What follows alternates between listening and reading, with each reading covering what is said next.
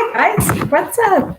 I'm Mary Richardson. I help professionals and entrepreneurs to move past the things that keep them stuck, whether it is self doubt, anxiety, trauma, self defeating habits, and even self sabotage. I help people move past that. This video is going to be all about the 10 red flags you can use to identify a narcissist. Let's dive in. All right. The number one way you can identify a narcissist is that they are always coming from a place of ego. It sounds like confidence, but it's really ego. So let's look at it. A narcissist is talking about, of course, themselves and what they've achieved. And maybe they might even start off a conversation with, I am a fill in the blank, and they're describing their profession. What's odd about the narcissist is if you've ever noticed them with someone they just meet, they will insert what they do for a living into the conversation. Even though it's not a natural point, they will make sure that other person knows what they do for a living, which is very odd because the person that they just met is like, might feel like, did I make this person feel like they had to tell me what they did for a living, or did I make them feel like I was, too accomplished, or did I make them feel insecure? And what the narcissist is doing, that they're coming from a standpoint of ego. They want to make sure you know they are more important than you are. All right, the next thing red flag to identify a narcissist is they surround themselves with people pleasers. People who will tell them great things about themselves. Often these are children who can't leave. The narcissist has a deep, deep fear of abandonment. So they absolutely want people around them. They want to groom their children to be potentially to not express their feelings, not identify their feelings. And because the narcissist doesn't really have the time or how do I say this? They don't want to spend their time talking about anyone else's feelings. In fact, they have what makes narcissists different from the rest of us is they lack empathy. They cannot feel what you're feeling, where the rest of us can certainly understand how painful a certain situation must be for you or what you must have gone through. And we will be in that space with you. The narcissist doesn't have that ability. They can fake it for a little while, but they can't do it ongoing. They can't give you that space ongoing. They want to get every bit of attention back on themselves as quickly as possible. So they will, they really are pretty amazing at how they switch the conversation back to themselves. But they want to definitely know your pain points so that they can emotionally trigger you at any time. The reason why narcissists do this, here's another red flag. They trigger your pain points, your emotional pain points, because they want you to go down that negative rabbit hole because they feed off negative energy of those around them. What this looks like is you might hear them talking about their children or their spouse especially, and putting them down and saying, well, he'll never be a baseball player because he can't. He likes it now, but he's not tall enough, or he's not short enough, or he's not fast enough, or he's not, and it might be talking about a 3-year-old or a 4-year-old. It's like, why would you even say that? Why would you limit who they can become? And they make no apologies, and they certainly don't care about how the 3-year-old feels or even how their spouse feels. Well, my spouse is doing this, or, it's just another thing he's trying, or they say it very, very coldly. So they want people around them that are people pleasers. The next red flag is they also look for people with no boundaries.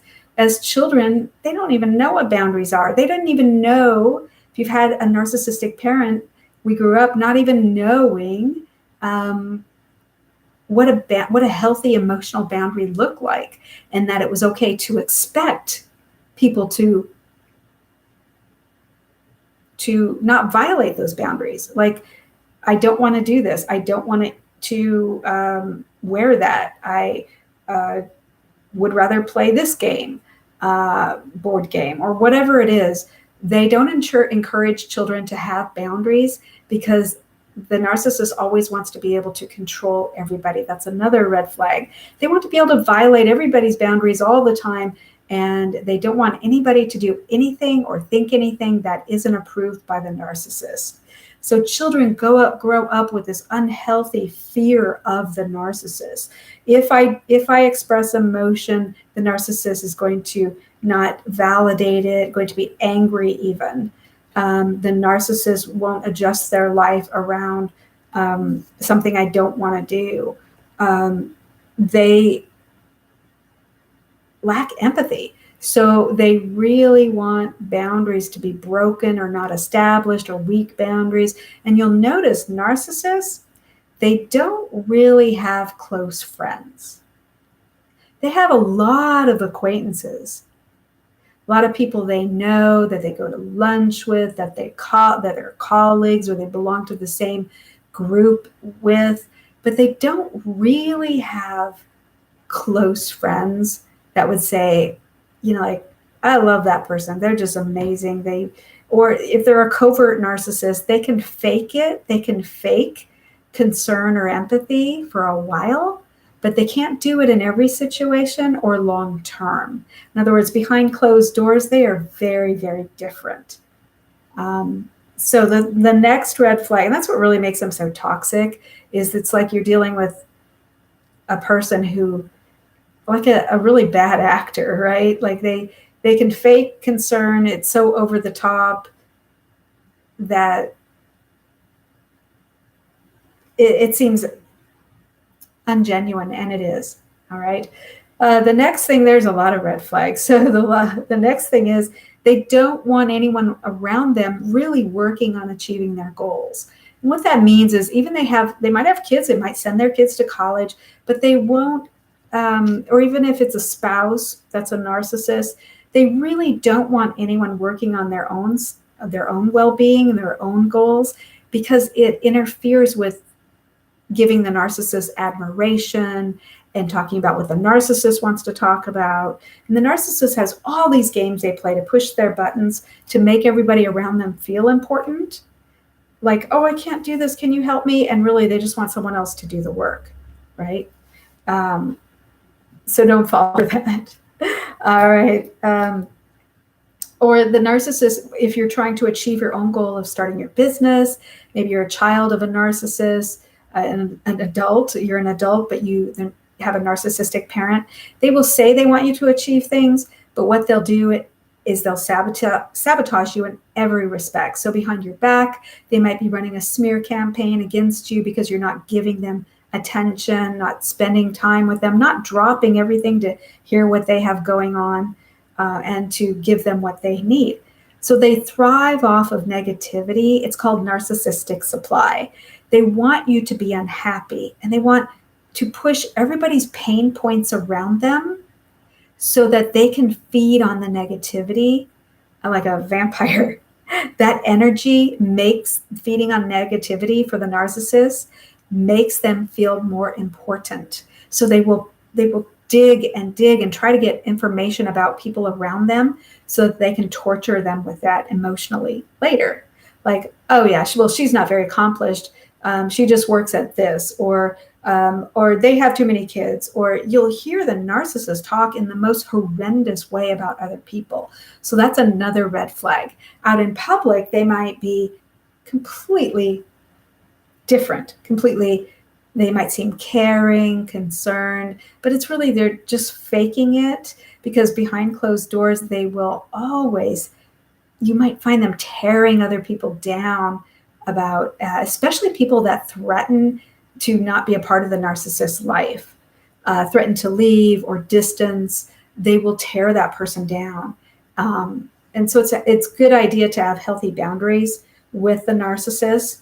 That's the next thing. They want to walk all over your boundaries. They'll push against your boundaries, see if you'll change your boundaries, drop your boundaries for their emergency or whatever it is. So if you have a spouse that's a narcissist, they probably don't want you expressing emotion because it's an inconvenience to them. They probably don't want their kids to cry because they don't want to deal with anyone's emotions. It's just inconvenient. They don't want to comfort the child. They don't want to know why the child's unhappy. The child's probably crying because the narcissist has done something horrendous to sabotage the child. And they don't want to deal with that. So the children of narcissists often grow up not knowing, what is your favorite color? What foods do you like? How do you feel about this? And they feel like they can't express that because there was such negative it was such a negative reaction from the narcissist. And they might get mad at themselves for crying, the adult children, because they know they're not supposed to cry. And if you challenge them and say, well, everybody cries. It's normal. It's healthy. They might not understand that. So children of narcissists really do suffer in a lot of ways because they couldn't get away from it often. But there are tactics that you can use, especially as an adult, having gone through all that, to start healing. To get back to the subject at hand, the next red flag is that narcissists are often very, very patronizing in how they speak to other people. And this is in person, not just behind closed doors. They will often be very patronizing, very condescending towards people. Another red flag is narcissists love the negative. They love drama. They love digging for other people's drama and making them feel upset, having to remember the drama or the pain that they went through. And then the narcissist will walk away going, oh, they're always so dramatic. But in other words, the narcissist feeds on that negativity so they can feel better about themselves, but then they'll blame the person for having pain in the first place. That's what makes them so toxic. And really the best thing is to just get away from the narcissist. The next red flag is tearing others down. Another red flag, they pick other people's pain points and they keep digging to make them feel worse and worse about themselves. Meanwhile, the narcissist is feeding on that. So the narcissist always comes from a place of ego. It's not confidence, it's ego. Behind and underneath that ego is a very, very insecure person. Don't feel sorry for them because they can change and they know what they do is wrong in being condescending and sabotaging others, picking up people's pain points, tearing others down. And they know that that's wrong, but they continue to do it. They choose to do it.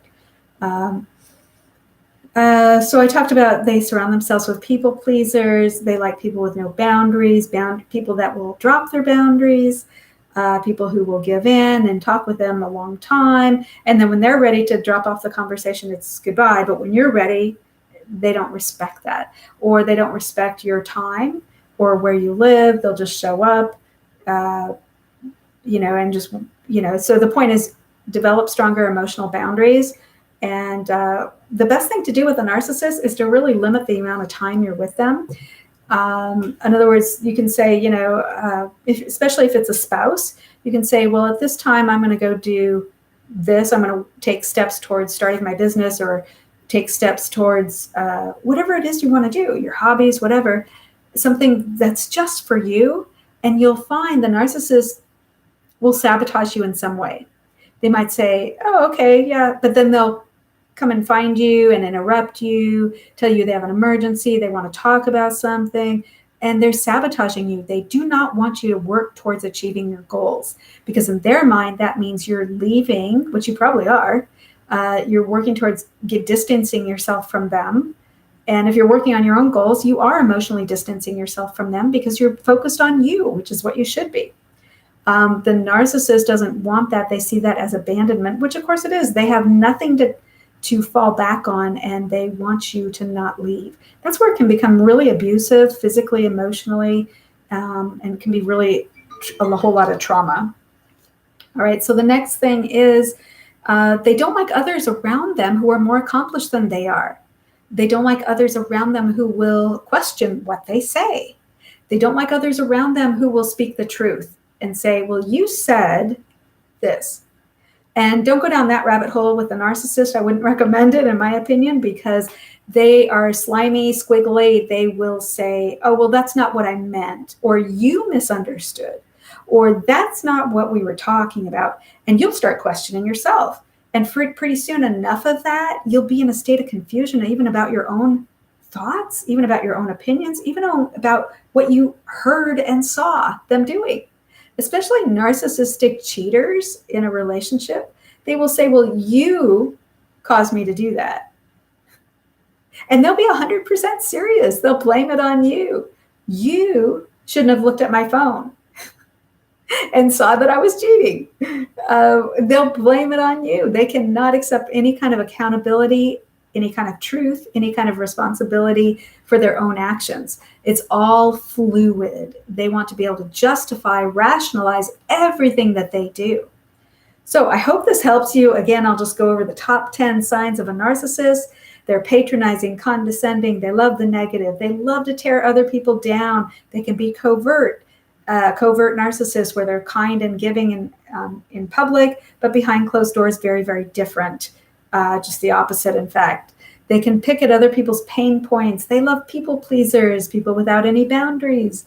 They don't like others that are more accomplished or that will challenge them with what they said or bring up the truth. They don't like the truth. They don't like any accountability. They come from a place of ego. They don't want you working on your goals. They will sabotage that.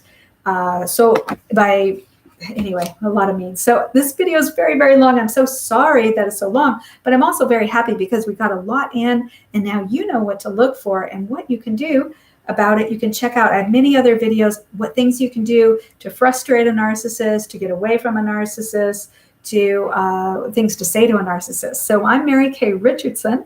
I help people overcome the things that keep them stuck. So be well, and I'll see you in the next video.